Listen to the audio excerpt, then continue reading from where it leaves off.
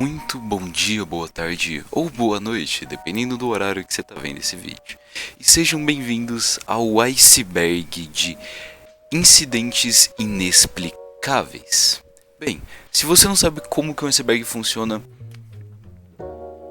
a gente tá quase em 2024, mano. Você sabe como o iceberg funciona. Eu não vou gastar 5 minutos do vídeo aqui para pegar mais tempo de vídeo e ganhar mais AdSense te explicando como o iceberg funciona, porque você sabe como o iceberg funciona. Então hoje a gente vai dar uma olhada nesse iceberg.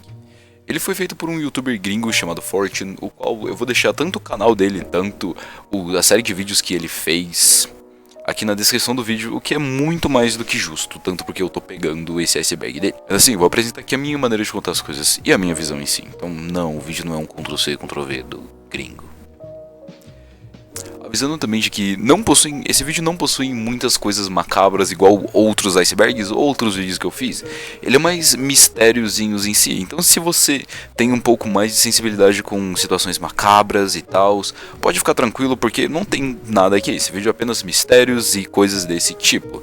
Então é um vídeo bem tecnicamente family friendly, apesar de que existir um pouco de um tom macabro, ainda assim, não é um vídeo macabro em si. E antes de começar também eu queria primeiro de tudo agradecer pelo grande suporte que o canal tem recebido nos últimos tempos. Praticamente todos os meus vídeos estão pegando mais de 150 visualizações, o que pra mim é muita coisa, porque eu fui de lançar vídeo raramente pegando 30 views para os vídeos começarem a pegar muitas visualizações. Então tenho apenas a agradecer pra vocês, muito obrigado pelo suporte. E antes da gente começar também, se vocês puderem deixar o like, porque vocês sabem, né? Se você não deixar o like, vocês vão ficar calvos. Eu acho que ninguém quer ficar calvo. Você não quer que seu cabelo caia, então... já viu. Eu tô avisando, vocês não acreditam em mim, mas é sério. Eu tenho um amigo meu que vê meus vídeos e ele não dava like e ele começou a ficar calvo. Vocês tomam cuidado. Mas, enfim... Hoje a gente vai dar uma olhada nas primeira e na segunda camada desse iceberg. Um iceberg bem grande e não tem muitas entradas, mas como as entradas eu preciso gastar bastante tempo nelas pra destrinchar tudo bonitinho e pegar e explicar de uma maneira que vocês entendam o caso e também porque geralmente são casos bem grandes, então vai ser bem longuinho esse iceberg apesar das poucas quantidades de entradas. Também, no final de cada uma, eu vou dar um pouco da minha visão e do que eu penso que aconteceu e um pouco do que eu acho sobre todo esse caso. Então, ainda assim, se vocês pensam de uma maneira diferente ou se vocês têm alguma teoria específica para algum desses outros casos, é só deixar aqui nos comentários que eu vou dar uma... E cara, se algo acontece mais de 600 vezes no mesmo local e algo extremamente específico como cachorros pulando, é bem provável de que exista algo estranho nessa região. Assistirem.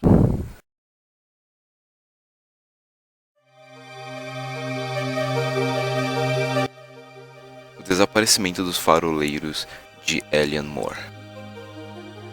Em 26 de dezembro de 1900, um navio estava se aproximando da ilha de Eleanor, situada na região norte da Noruega, a qual não possuía nenhum outros habitantes além dos faroleiros que habitavam o farol da ilha. Dentro do navio se encontravam o capitão John Harvey e Joseph Moore, que iria posteriormente substituir um dos faroleiros que habitavam a ilha. Ao se aproximarem da ilha, John Harvey achou esquisito o fato de que ninguém havia ido lá receber eles, e visto como a ilha não existia ninguém, era bem provável de que os caras estariam felizes de que alguém estava chegando na ilha e iam querer ir lá dar um oi.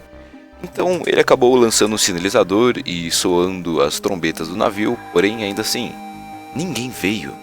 Achando meio esquisito, ele pegou seu barco e foi para a própria ilha em si. Subindo as longas escadas para chegar no farol, ele percebeu que algo estava errado. Chegando no farol em si, ele percebeu que a porta estava completamente escancarada. E lá dentro, bem, 2 dos 3 casacos que ficavam pendurados do lado da porta estavam sumindo. Indo para a área da cozinha, havia ainda um pouco de comida que havia sido deixada lá e uma das cadeiras estava virada, como se eles tivessem saído de lá correndo. Dando mais uma olhada, ele viu que as camas não estavam feitas também. Logo após isso, e com o rabo entre as pernas por motivos óbvios, ele saiu correndo para avisar o resto da tripulação do que havia acontecido no local. E, bem, depois de um tempo procurando, foi determinado que Os três faroleiros não estavam em nenhum lugar da ilha, eles haviam apenas desaparecido completamente. Bem, dando uma olhada nos diários dos faróis, é possível ver algumas séries de eventos um pouco esquisitas. O diário de um dos farofeiros... Cara, vocês não têm ideia da quantidade de vezes que eu já tive que regravar essa parte, porque eu continuava falando farofeiros ou farolheiro, ou qualquer coisa que não fosse faroleiros. Que palavra difícil. O diário de um dos faroleiros revela que no dia 12 de dezembro, algumas coisas estranhas começavam a acontecer. Primeiramente, ele relata ter presenciado ventos os quais eles nunca havia presenciado antes em sua vida. E com isso, seu chefe estava estranhamente quieto nessa situação e o outro ajudante que trabalhava com eles estava chorando compulsivamente. O que não faz sentido, visto que os três homens eram extremamente experientes e já haviam trabalhado em vários outros faróis desse mesmo tipo. No dia 13, ele relata que os três estavam rezando para que essa tempestade parasse. Ainda assim, o farol ele ficava mais de 150 metros acima do nível do mar. E cara, as ondas não costumam chegar a 150 metros do nível do mar. Além de que o farol ser extremamente moderno e extremamente tecnológico para a época. Para aumentar a estranheza de toda a situação, bem, nessa época do ano o mar naquela região é extremamente calmo e tranquilo. E não era para estar tendo nenhuma tempestade, principalmente do nível que eles relatam, durante essa época do ano nessa ilha. Então, o que está acontecendo aí? No dia 14, ele escreveu apenas: "A tempestade cessou, Deus está acima de tudo." E os relatos praticamente acabaram desse dia em diante.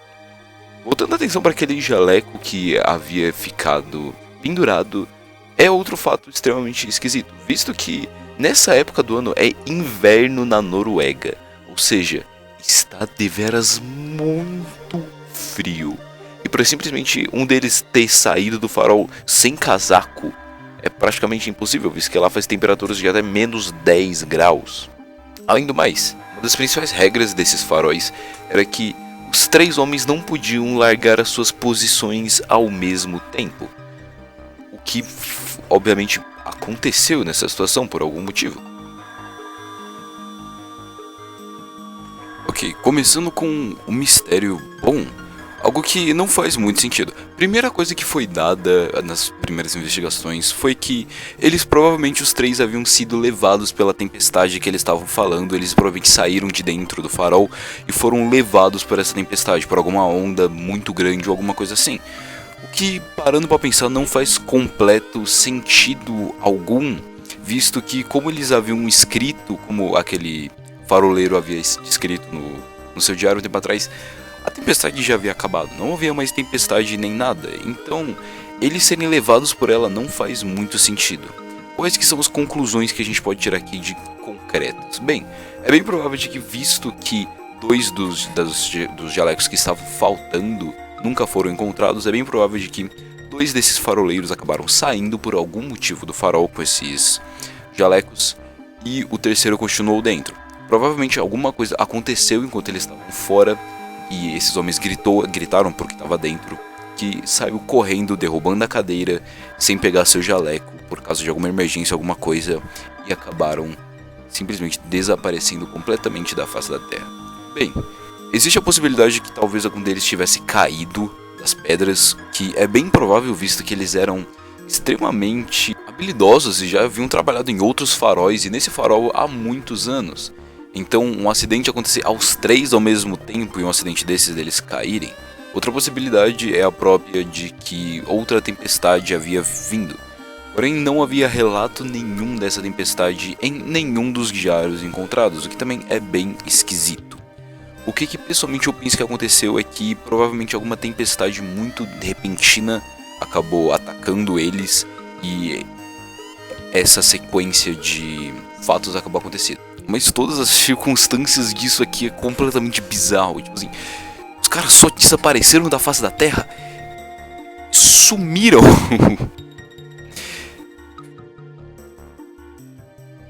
Os cachorros da ponte de Overton Bridge. Olha só, mas o que é isso? Estamos em um episódio crossover.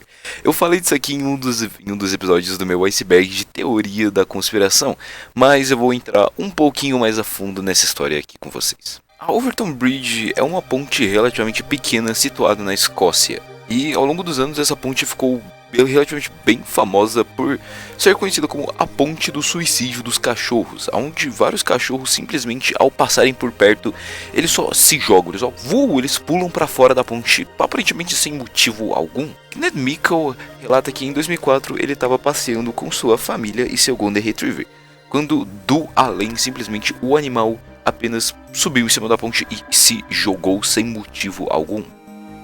Felizmente o doguinho sobreviveu, o que é o importante, e em seguida em 2005 tivemos mais outros 5 relatos de cachorros só se jogando da ponte sem motivo algum. E esse fenômeno vem ocorrendo desde 1960, com mais de 600 relatos confirmados de cachorros que se jogaram da ponte. A Overton Bridge ela é relativamente bem famosa, com vários e vários pesquisadores indo anualmente pesquisar o porquê desse fenômeno, sendo que isso acontece até hoje. Obviamente as pessoas que moram nessa região estão alertas disso, então elas não passam com seus cachorros por ali, sabendo, né, do que pode acontecer. Então por isso os níveis de cachorros pulando lá foram diminuindo bastante ao longo dos anos. Atualmente sendo quase nulo, porque a galera não quer deixar os doguinhos morrer, obviamente, então eles não passam por ali. Os pesquisadores que vão lá vão de várias teorias. Desde alguns que acreditam que possui algo espiritual lá, algo que chama os cachorros para outra vida. Desde gente que acha que lá embaixo da ponte tem algum cheiro especial, por sei lá, alguma combinação muito específica de plantas, ou tanto alguns bichos mortos lá embaixo que os cachorros acabam sentindo o cheiro e pulando pra ver o que é, assim, não tendo muita noção do que tá acontecendo. Ou talvez esse próprio cheiro acabe por deixar os cachorros um pouco desnorteados, fazendo eles pularem. Tem sempre essa opção também. Talvez existe outra vertente que fala sobre talvez aquela área possua um certo magnetismo diferente, e o que, se você for parar pra pensar, muitos fenômenos inexplicáveis da Terra podem ser resumidos a magnetismo, porque a galera não tem outra explicação e eles usam uma coisa que soa muito inteligente, como o magnetismo naquela região é diferente.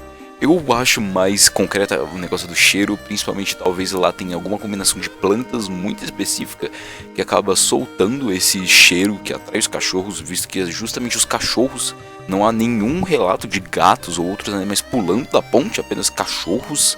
Então talvez seja uma combinação de cheiros e elementos químicos que apenas os cachorros consigam captar em si. Mas Overton Bridge provavelmente vai ser um dos grandes mistérios do planeta para sempre. O incidente de Falcon Lake. Bem, calma lá. Antes de qualquer coisa, eu quero avisar de que isso daqui pode soar um pouquinho absurdo, mas sério, acredite, esse daqui é um dos casos mais documentados de avistamento de OVNIs de todos os tempos. É um pouquinho absurdo e vocês vão ver, mas existe real documentação disso aqui. E mesmo que não for um caso de alienígena, ainda é muito difícil de você tirar uma conclusão disso aqui. Obviamente, só deixando lá dentro, é óbvio que eu não acredito que é realmente um alienígena. Mas, sério, é uma bizarrice sem fundo isso aqui. O incidente aconteceu em 20 de maio de 1967, em uma província no Canadá. E ele teve envolvimento da Força Organizada do Canadá, também com o próprio exército. Por algum motivo, órgãos de saúde e de inspeção também foram relatados indo ao local. Ou seja, praticamente todo o esquadrão das Forças Armadas do Canadá foi pro local, juntamente com as Forças Aeronáuticas Americanas. Steve Michalak, um geólogo amador, frequentemente ia para a região de Falcon Lake em busca de quartzos e ametistas que ele podia encontrar na região. E esse era mais um dos finais de semana normal para Steve. Ele apenas foi lá em busca de seus metais preciosos, relatando que ele conseguia até encontrar ouro se ele fosse sortudo nessa região. Bem, chegando lá enquanto ele explorava uma veia de quartzo, ele foi assustado por um grupo de gansos que estava pela região que acabaram saindo voando por algum motivo. Assustado com os animais, ele acabou se virando e olhando para o céu, vendo 2 objetos circulares que emitiam uma luz avermelhada não natural. Ele tentou identificar qualquer tipo de insígnia ou identificação, mas elas simplesmente não existiam. Além do mais, o veículo emanava uma fumaça esquisita e ele possuía um brilho dourado não natural também. A essa altura o objeto já estava no chão. Ele conseguia escutar um barulho de ar saindo da nave, juntamente com algumas vozes abafadas vindo supostamente de dentro ou talvez de algum aparelho de som conectado a ela. Ao tentar chegar perto do objeto e encostar nele, o objeto estava tão quente que acabou queimando a ponta de suas luvas. Após encostar no objeto, o objeto acabou se virando para ele, demonstrando um painel o qual acabou lançando um jato extremamente quente que o jogou para longe, assim queimando completamente as suas roupas. Steve rasgou suas roupas enquanto a nave apenas voava para longe. Com isso, ele se sentiu extremamente nauseado e doente, e assim ele voltou para o seu hotel qual ele estava hospedado perto na região. Ele falou com o dono do estabelecimento sobre ver um médico, porém o médico estava fora nesse final de semana. Assim ele telefonou sua esposa falando que ele teve um pequeno acidente, e bota muitas aspas nesse pequeno aí, e que ele ia precisar voltar para casa urgentemente porque ele não estava se sentindo bem.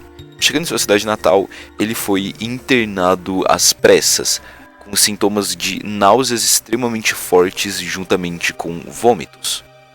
Steve possuía várias queimaduras com padrões extremamente estranhos em seu abdômen, juntamente com um padrão quase como se fosse uma grade que havia se formado em seu peito, assim compactuando com o que ele havia dito sobre o painel. E ao passar dos dias, a sua condição física só foi piorando cada vez mais. Ele acabava sofrendo por inúmeras diarreias, dores de cabeça, vômito, e simplesmente a cada dia ele parecia que estava pior. E, bem, ele foi diagnosticado com sinais bem claros de envenenamento por radiação. Em poucos dias, Steve perdeu mais de 6 quilos e o seu sistema límbico completamente foi pro saco. As diversas marcas de queimaduras durante todo o seu corpo acabavam por ficar indo e voltando. Os médicos conseguiam fazê-las desaparecerem para elas simplesmente voltarem alguns dias depois. Isso foi acontecendo até a sua eventual morte algumas semanas depois. Bem, uma investigação foi realizada no local onde ele havia sido atingido por esse raio e encontrado essa nave. E lá o que eles encontraram deixou apenas mais perguntas do que respostas. Ao chegar lá, eles encontraram um círculo de cerca de 7 metros de diâmetro que havia sido completamente queimado, tipo assim, na floresta, um círculozão bonitinho que havia apenas um monte de vegetação queimada. E juntamente com amostras do solo que possuíam quantidades bem altas e bem significativas de radiação. É bem notável que ele nunca acreditou que o que ele havia sido atingido fosse uma nave alienígena. Vários relatos que ele deu antes da sua morte, ele fala que, na verdade, ele pensou que era apenas um experimento do governo ou uma nave experimental que acabou passando por ali e ele acabou sendo azarado de encontrá-la. E essas são todas as informações conclusivas. Tem também as roupas dele que ele tirou na hora, que estavam completamente cheias de radiação, tipo assim, níveis muito altos.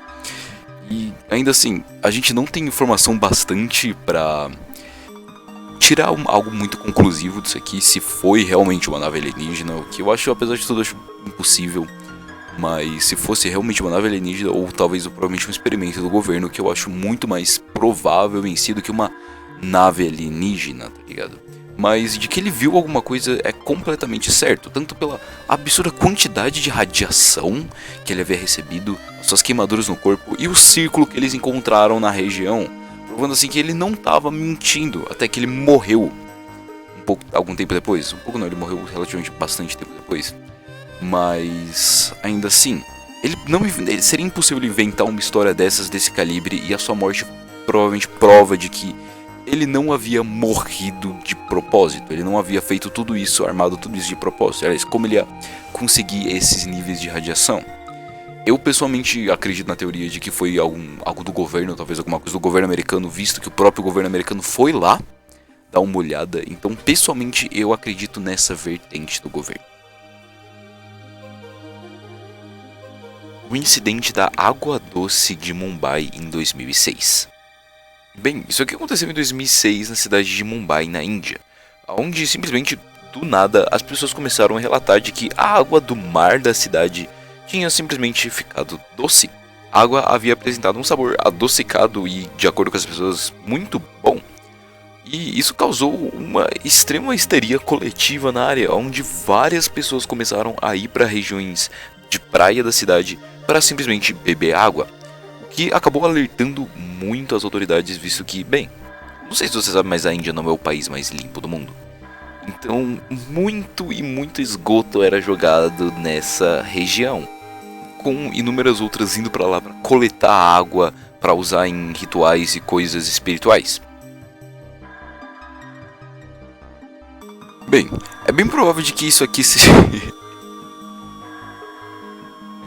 caiu em cima do C, filho. Ela quer carinho, ela tá carente hoje. Mas é bem provável de que isso aqui seja culpa da incrível, enorme quantidade de elementos químicos que possui as águas dessa região, visto a quantidade de sujeira e alguma combinação específica de tantos elementos químicos que são jogados por grandes empresas nessas águas acabaram levando a esse gosto adocicado supostamente. Mas ainda assim não explica o fato de várias e várias pessoas sabendo do nível de poluição dessas águas, que não é pouco, é tipo assim, é você ir de base provavelmente se você tomar isso aqui. Começaram a ir lá e tomar essa água sabendo de que provavelmente era esses elementos químicos. Então eu penso que pelo menos isso seja um caso de histeria coletiva, onde algumas pessoas começaram a ir lá e mais foram, causando um caso de grande histeria coletiva. E bem, se isso serve de alguma lição, por favor parem de despejar elementos químicos na água. Isso é tipo não muito poggers de se fazer.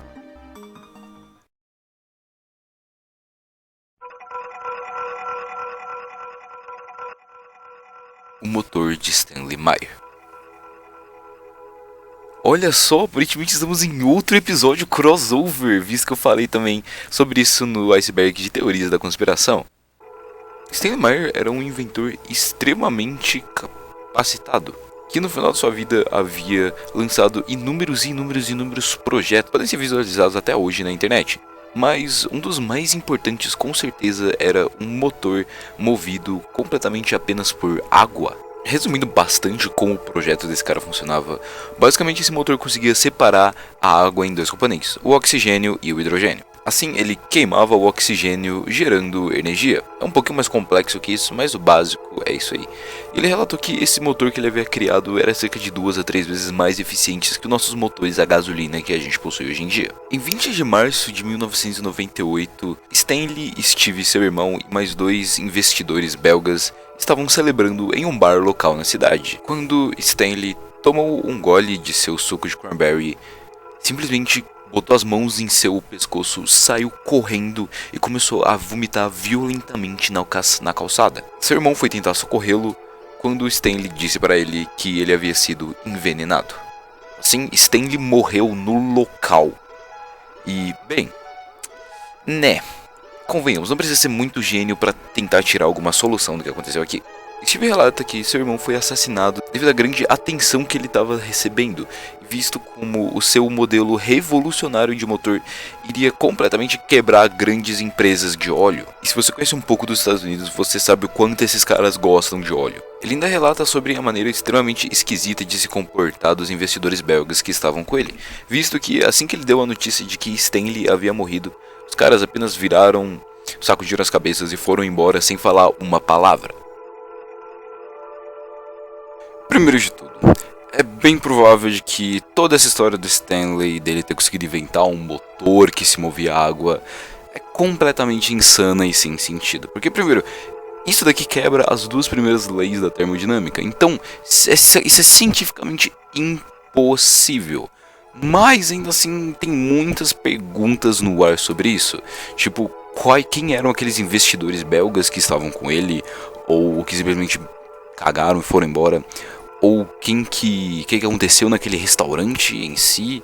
E ainda assim, sabendo que se caso Stanley por uma coisinha estivesse certo, ele ia simplesmente quebrar metade das indústrias dos Estados Unidos que se baseiam em coletar e vender gasolina e óleo. Então Stanley provavelmente talvez representasse uma grande ameaça para os Estados Unidos. O que eu penso que aconteceu? Provavelmente Stanley estava completamente errado sobre seu motor e eu acho que ele havia fingido essa história para ganhar atenção, visto que ele ficou relativamente bem famoso na época. Mas mesmo sabendo que era mentira, isso daí podia ter incentivado outras pessoas a irem em busca de formas mais alternativas de combustível, fazendo assim Stanley não ter conseguido, mas talvez alguém em algum momento próximo tivesse conseguido, não usando água, mas usando algum outro componente químico muito melhor e muito menos poluente do que a gasolina e o óleo. Então eu acho que ele ter sido morto, ele morrer, entre muitas aspas, ter sido na verdade um ato de prevenção do governo. O próprio governo foi lá e... Mano, esse cara ele tá demais, talvez isso aqui seja só o começo. E aí eles acabaram por dar um silenciamentozinho nele pra não incentivar outras pessoas a irem em busca disso aqui. E, mano, vocês já viram, a trigger word dos Estados Unidos é óleo. Então, o cara inventar um motor que não usa óleo, não me cheira muito bem. A tripulação do Mary Celeste. Em 17 de novembro de 1877, o navio de Mary Celeste içou as velas e saiu do porto de Nova York e foi em direção à Itália. A bordo do navio estava Benjamin, que era o capitão, sua esposa, sua filha de 2 anos e mais 8 tripulantes. Menos de um mês depois, um navio britânico estava velejando pelas mesmas águas quando percebeu que havia um navio vindo de forma estranha em sua direção, sem parar, e que as velas estavam postas de maneira esquisita. Isso chamou a atenção da tripulação, que acabaram por se aproximar do navio. Eles não conseguiram localizar ninguém no cais do navio. Fazendo alguns sinais, eles também não receberam nenhuma mensagem de volta. Assim, o capitão do navio britânico mandou um pouco da sua tripulação dar uma olhadinha no que estava acontecendo. E chegando lá, eles encontraram o Mary Celeste completamente vazio. Toda a sua tripulação havia apenas sumido. As velas do navio estavam em uma condição extremamente péssima. E junto com algumas das cordas também estavam em uma condição não muito boa. Porém, tirando isso, ele estava relativamente tranquilo. E as velas que poderiam ser reparadas pela própria tripulação. Dando uma olhadinha, eles encontraram o único bote salva-vidas estando desaparecido, então talvez a tripulação tivesse saído por ele. E mais um pouco de investigação, eles conseguiram encontrar o diário de bordo do navio, aonde sua última mensagem era em 25 de novembro, 9 dias antes do navio ser encontrado. Na última mensagem, eles relatam terem desembarcado numa ilha que ficava perto da Inglaterra. O problema é que essa ilha ficava a 600 quilômetros da onde o navio foi encontrado. Ou seja, de algum jeito esse navio andou 600 km quase erradicamente pelo oceano até encontrar o navio britânico. Além disso, existia um pouco de água dentro da sala do capitão, mas tirando isso o navio estava em relativamente ótimas condições. Além de alguns papéis que foram desaparecidos, junto com instrumentos de navegações do capitão. E ainda assim, eles haviam cerca de 6 meses de comida e água dentro do navio, o qual ainda estavam praticamente intactos lá dentro. Então é bem provável de que eles saíram usando o bote salva-vidas, mas por que caralhos eles fariam isso? Ainda que não existia nenhum sinal de incêndio ou briga dentro do navio. Vários especialistas analisaram esse caso e o que pode ter acontecido com Briggs e toda a tripulação. E, bem, sabendo que ele era um tripulante extremamente experiente e um capitão que já havia realizado várias viagens, ele simplesmente ter vazado do nada é algo muito esquisito, visto que ele estava no meio do nada, no meio do mar, sem nenhuma chance de vida.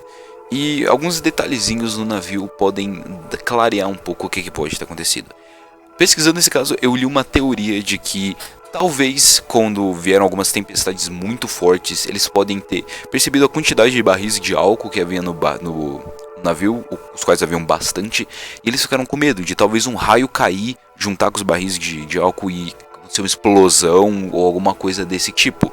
Então eles pegaram todos, subiram no bote salva-vidas e desceram. Mas ainda assim, isso explicaria bastante porque as cordas do bote salva-vidas não estavam desamarradas, elas estavam cortadas, e várias cordas que possuíam no navio para você puxar o navio e essas coisas haviam estado em estados péssimos na hora que ele foi encontrado, tanto as velas. Então é bem provável de que eles viram isso, ficaram com medo de uma explosão, acabaram descendo usando o bote salva-vidas, cortando as cordas, tentando segurar o navio com algumas outras cordas. Porém, acabou que essas cordas não aguentaram, elas foram rompidas. Isso explicaria também a quantidade de cordas rompidas em mau estado que foram encontradas no navio. E o navio acabou apenas indo para longe e eles ficando presos no meio do mar. O que, para ser bem sincero, eu espero muito que essa não seja o que aconteceu. Porque, cara, deve ser uma realidade horrível. Você simplesmente vê a sua única esperança de vida indo embora enquanto você não consegue fazer nada preso em um bote salva-vidas. Provavelmente é a que melhor explica todo esse estudo que aconteceu, mas eu espero muito que não seja esse caso. Mas, né, visto que eles nunca foram encontrados, é bem provável.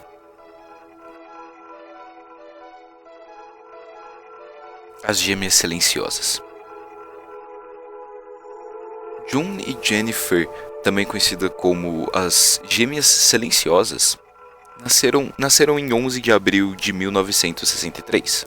Enquanto elas cresciam, foi relatado que elas praticamente não se comunicavam e elas possuíam uma estranha obsessão com a outra, ambas sendo completamente malucas pela outra irmã. Ainda mais, elas desenvolveram alguns problemas de comunicação, visto que elas falavam com um sotaque extremamente forte e muito rápido, se tornando extremamente difícil entender o que elas estavam tentando falar. Ainda mais visto que elas eram as duas únicas meninas negras da comunidade em que elas moravam, fez elas serem propensas a sofrerem muito bullying enquanto elas cresciam. Fato que acabou sendo extremamente traumatizante para as duas, fazendo assim elas começarem a se isolar e praticamente só se comunicarem com uma a outra, e de vez em quando sua irmã mais nova, Rosie.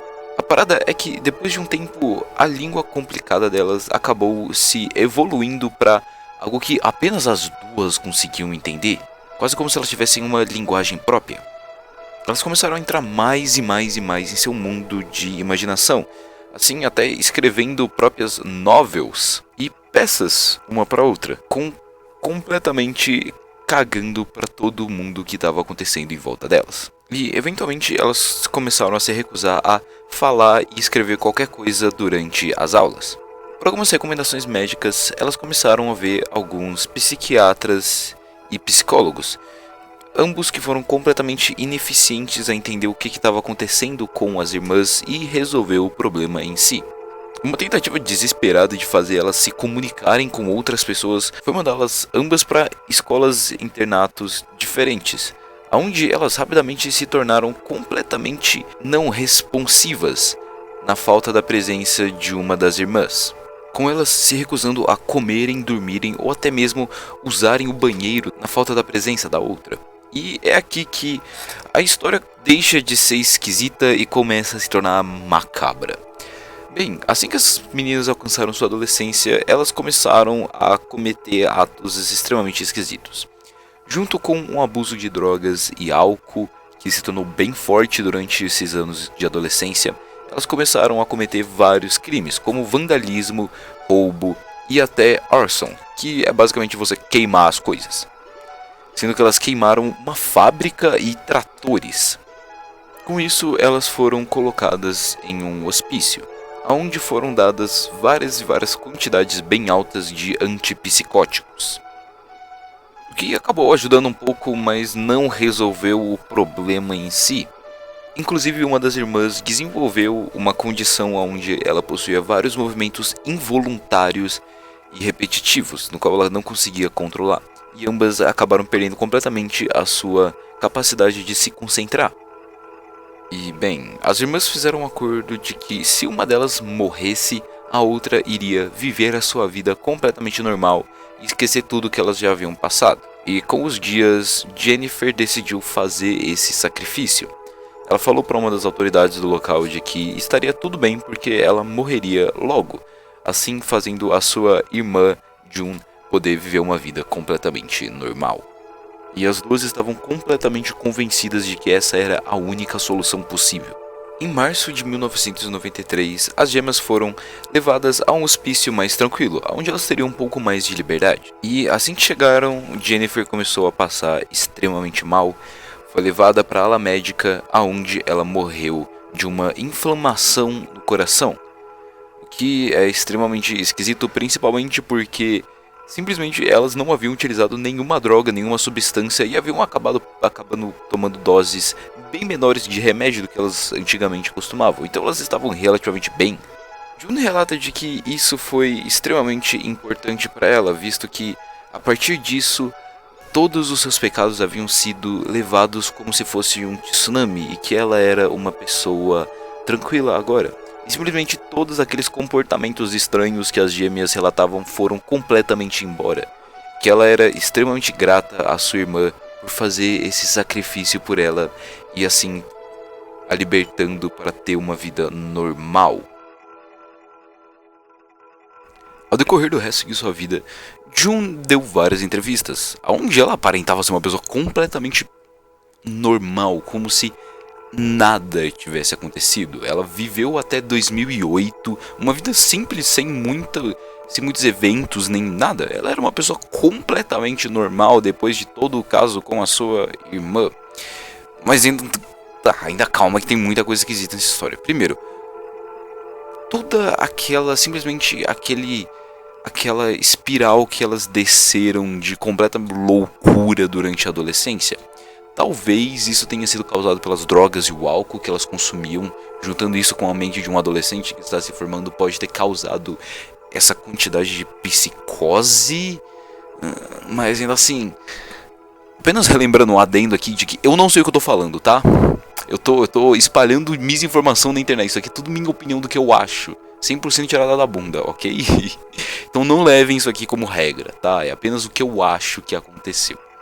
Segundo, parece que a Jennifer, ela simplesmente escolheu morrer e ela virou valeu, falou, voo de base e acabou. Ela só tchau e morreu, o que também é muito esquisito, visto que ela estava normal alguns dias antes.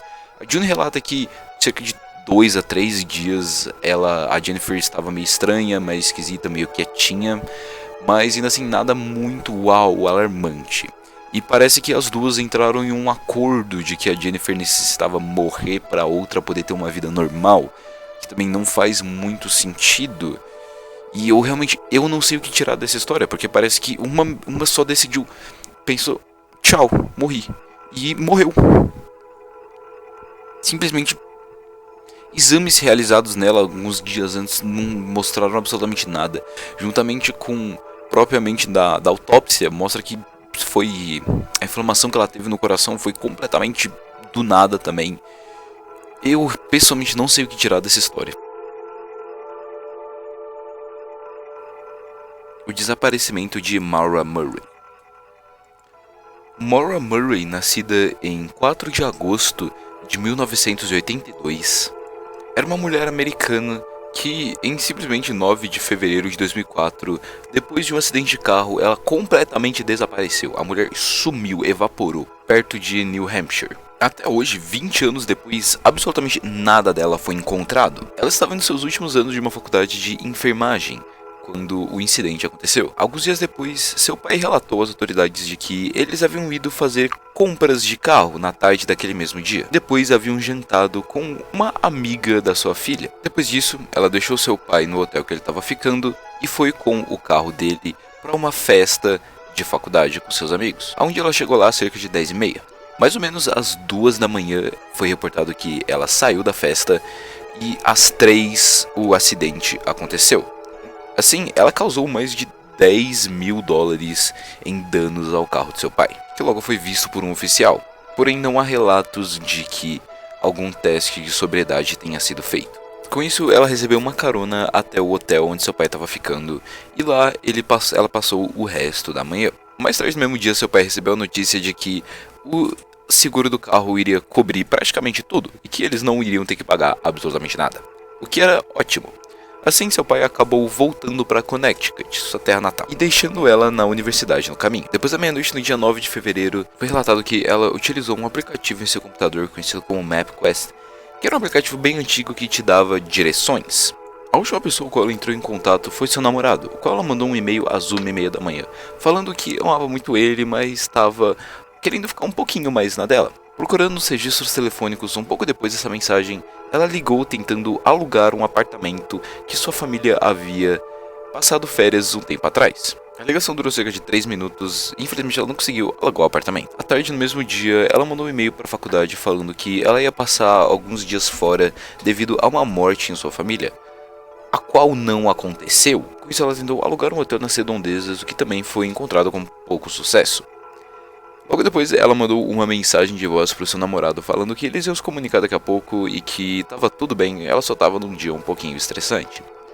Assim, ela colocou dentro do seu carro algumas pílulas anticoncepcionais, roupas e utensílios de higiene pessoal e vazou.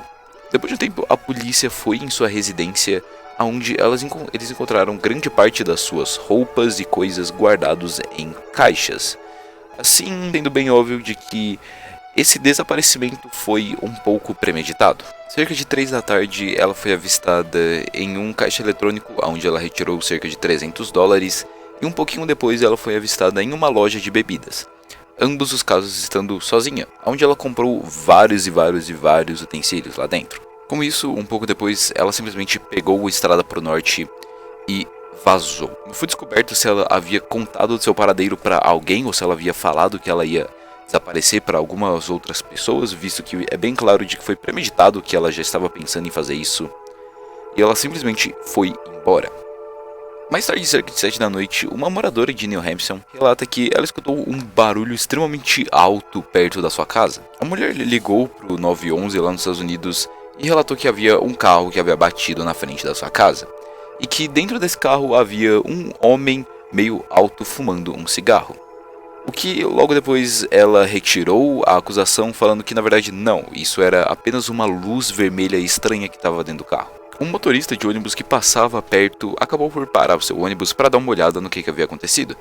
E ele viu uma mulher extremamente inquieta andando de um lado para o outro em volta dele. Ela estava relativamente bem, tirando a extrema inquietação e um pouco de ansiedade que ela possuía. Ele falou que ia ligar a polícia ao 911, porém ela implorou para que ele não fizesse isso de maneira alguma, falando que não, ela estava bem, ela já havia ligado para um guincho, o que obviamente era mentira. Sabendo que nessa área não possuía muito sinal de telefone, o motorista claramente pegou a mentira dela, indo para casa e ligando diretamente para a polícia. Porém, quando a polícia chegou no local um pouco depois, ela havia simplesmente desaparecido, sem deixar nenhum rastro. Eles encontraram um veículo em uma condição relativamente bem ruim, porém, sabendo que ela não estava machucada, eles ficaram um pouco mais aliviados. Investigando o carro, além dele ter sido batido em uma árvore, fazendo não funcionar mais e o seu vidro está completamente quase destruído na região do passageiro, eles encontraram um pouco de manchas vermelhas, que foram ditas como sendo vinho. Além de uma caixa, um engradado de cerveja que estava vazio e mais uma caixa de vinho que também estava vazio. Junto com algumas luvas, um mapa traçado em direção a algumas montanhas da região, um guia de como fazer escalada, seu animal de pelúcia favorito e mais alguns utensílios como maquiagem e, por algum motivo, joias de diamante. Algumas das coisas que não foram encontradas foram seu celular e seus cartões de crédito, junto com algumas das bebidas que ela havia comprado, e os cartões de crédito foram relatados como nunca mais sendo utilizados até os dias de hoje. Os policiais relataram um pedido formal de desaparecimento, mas eles já estavam bem cientes de que ela provavelmente havia planejado isso tudo. Na mesma noite, a cerca de 10 quilômetros do local, um motorista avistou uma mulher andando de forma errática na estrada. Sem pensar muito da situação, apesar de achar um pouco estranho, ele apenas foi embora dirigindo sem falar com ela nem prestar muita atenção. 3 meses depois, ele percebeu que ele avistou essa mulher na mesma noite de que Murray havia desaparecido, e que provavelmente era ela. Ela nunca mais foi vista novamente. Bem, algo estranho não só desse caso, mas de todos os outros, é o quão estranhas são as coisas, mas além disso, o quão cada vez que você olha mais e mais e mais detalhes, você percebe que as coisas começam a fazer menos sentido. Quanto mais você olha, menos sentido as coisas fazem. Como, por exemplo, nesse caso, ela havia apenas olhado as direções para Burlington e Vermont logo de manhã, no caso de madrugada naquele dia, mas o que indicaria de que ela não estava muito preparada para fazer essa viagem. Porém, na mesma mão, a gente tem as coisas dela estarem, todas as coisas dela estarem completamente todas empacotadas e guardadas bonitinho, como se ela tivesse pensando em fazer uma viagem ou pensando em mudar completamente de vida e desaparecer propositalmente. Então, bem, é provável de que ela tenha desaparecido propositalmente. Ainda assim, não, porque ela contactou seu namorado várias vezes durante o dia, tanto de madrugada, tanto durante o próprio dia em si. E ela estava em busca de comprar, de alugar um condomínio de que ela havia passado um tempo com a família. Ou seja, havia conexões com a família nisso aqui. Então talvez ela não quisesse desaparecer, mas sim ela quisesse apenas passar um tempo fora, de sumir por um tempinho. Mas ainda assim, por que ela impactaria todas as suas coisas se ela fosse passar, tipo, uma semana fora? Cada vez que você olha mais, esses detalhes não fazem sentido e as peças que a gente tem só simplesmente não encaixam. E com tudo que a gente tem isso aqui, é impossível simplesmente ditar 100% de certeza o que aconteceu com ela. Talvez ela tenha sido pega por alguém no meio da estrada, alguém não muito bom, alguém que quisesse fazer alguma maldade com ela. Ou talvez ela só tenha conseguido fazer o seu plano de conseguir uma nova vida, pegou uma identidade nova e tá vivendo por aí até hoje. Algo que a gente simplesmente nunca vai conseguir identificar com 100% de certeza.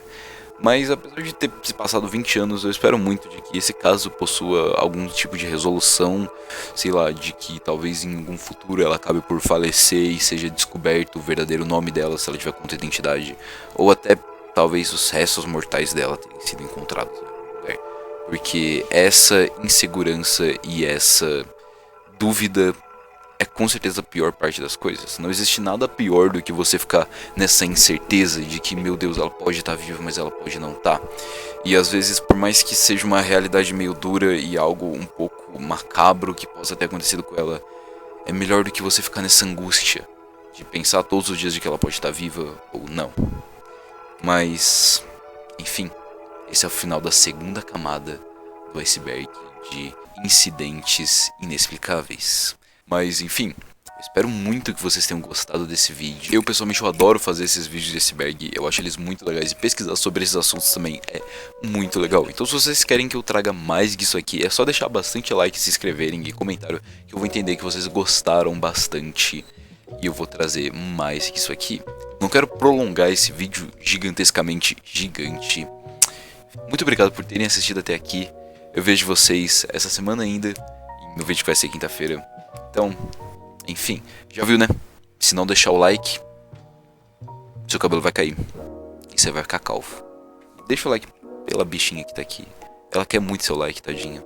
Ela tá morrendo de sono aqui há um tempão. Enfim, vejo vocês mais tarde essa semana. Até mais, guys. Muito obrigado por terem assistido.